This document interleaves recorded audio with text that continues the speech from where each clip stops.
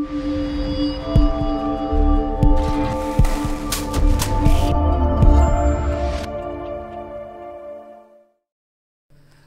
Namaste and welcome to Dr. Shah's clinic. This video is going to be about how to do a testicular self-exam. So, some of you, would be very comfortable visiting your friendly neighborhood andrologist or sexologist for a clinical consultation.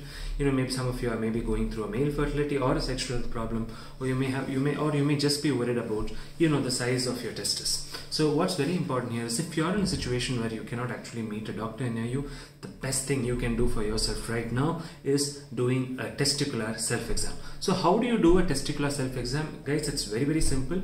The first thing you need to do, step one, is go take a nice warm shower. And the reason I say warm shower is because when you expose your testicles to heat, the testis descends down, the scrotal muscles relax and the testis descends down to remove the excess heat. So the testis comes down to its proper normative position, and that's the first step. So take a nice warm shower for 20 minutes and then stand in front of a mirror. The step two is standing in front of a foot-long mirror or a mirror where you can actually probably see your testicle in the opposite direction. So you might just stand in front of the mirror so you have a good visual of the same. And the step three is the actual examination process. So what you have to do in step 3 is you have to hold your testicle between your thumb and index finger, and I would like to draw your attention kindly to the image on the right, where the image on the right shows exactly how you have to hold your testis. Remember to first examine one testicle between your thumb and index finger, and gently you have to hold it as shown in the image on the right. Go from one testis, then go back, then go to the other side testis.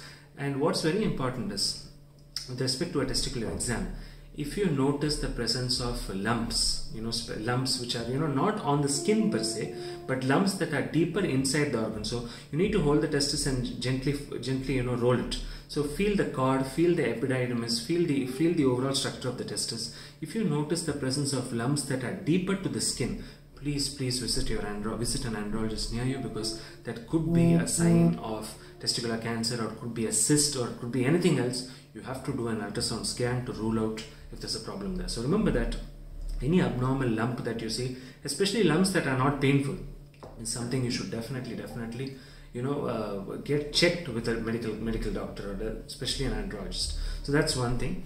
And the other thing to note is when you are doing a testicular exam, as shown in the image, when you're doing a testicular exam, try to assess the testis size. So the normal testis size, there will be somewhere around 2 to 3 inches in length and about 1 inch in width. So anywhere in that range, if your testis is there, it indicates that most probably your sperm function is normal. But of course, remember, testicular size does not directly correlate with sperm production. But if you notice that on a testicular self-exam, your testis is very small, maybe you may not even be able to feel your testis, you find your testis very, very soft instead of the usual, firm nature, you find it extremely soft, then it all indicates small soft testis is a sign of seminiferous tubular failure or testicular failure.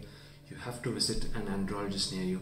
Sometimes what happens when you do a testicular self-exam, you may feel, a bag of worm like kind of sensation, that could be a varicocele, or could be something else. And so in some other instances, when you do a testicular self-exam, you may notice one testis is abnormally large compared to the other testis. In those instances, again, remember, you have to visit an andrologist near you. It could be a hydrocele, it could be grade 4 varicocele, it could be a testicular trauma or a testicular torsion if the testis is very large and there's significant pain on examination. So please, a testicular self-exam is something which is very, very good. You can definitely do it at home.